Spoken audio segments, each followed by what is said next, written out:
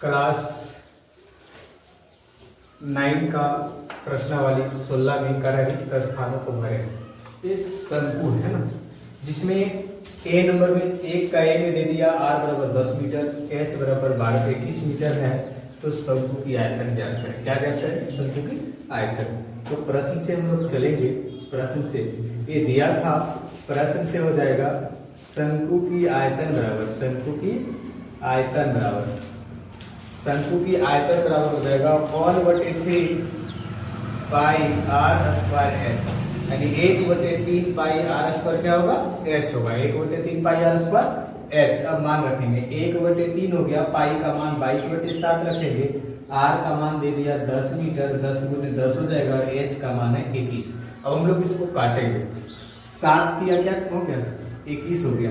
अब ये 3 से 3 कट गया, अब जो बचा गुना हो जाएगा 22 गुने 10 गुने 10, तब ये हो गया 22 गुने 10 जाएंगे 100।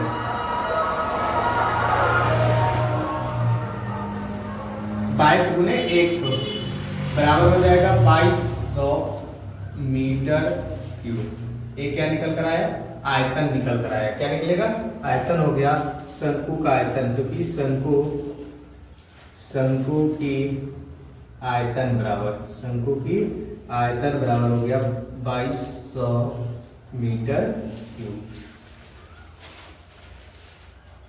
अगला जो बी नंबर का क्वेश्चन है, इसका बी नंबर कह रहा है,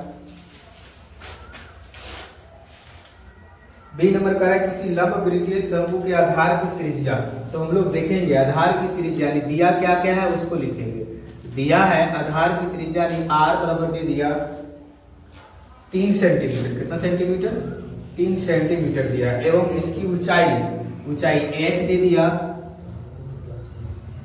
7 सेंटीमीटर। कितना सेंटीमीटर? तो इसका आयतन ज्ञात करें। इसका भी क्या ज्ञात करेंगे? आयतन ज्ञात करेंगे। आयतन बराबर भाग। तो हम लोग लिखेंगे शंकु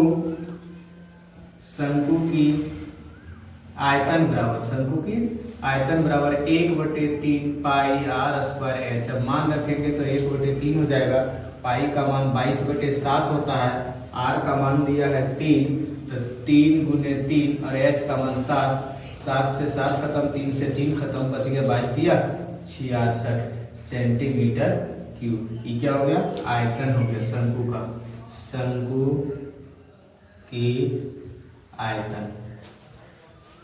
की आयतन कितना निकला? बी नंबर में 66 मीटर सेंटीमीटर क्यूब है। 2 नंबर, इसका जो 2 है, 2 भी वही कह रहा है। 2 में भी कह रहा है रिक्त स्थानों को भरे। किसको भरे? रिक्त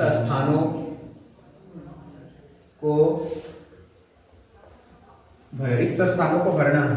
2 नंबर में 2 का 1 में दिया है किसी शंकु का L तिर्यक ऊंचाई, यानी तिर्यक ऊंचाई को हम लोग L बोलते हैं। क्या बोलते हैं? L दे दिया कितना? 65 सेंटीमीटर। कितना? 65 सेंटीमीटर। और R दे दिया 56 सेंटीमीटर। R बराबर हो गया 56 सेंटीमीटर। तो इसका निकालना है, पहले इस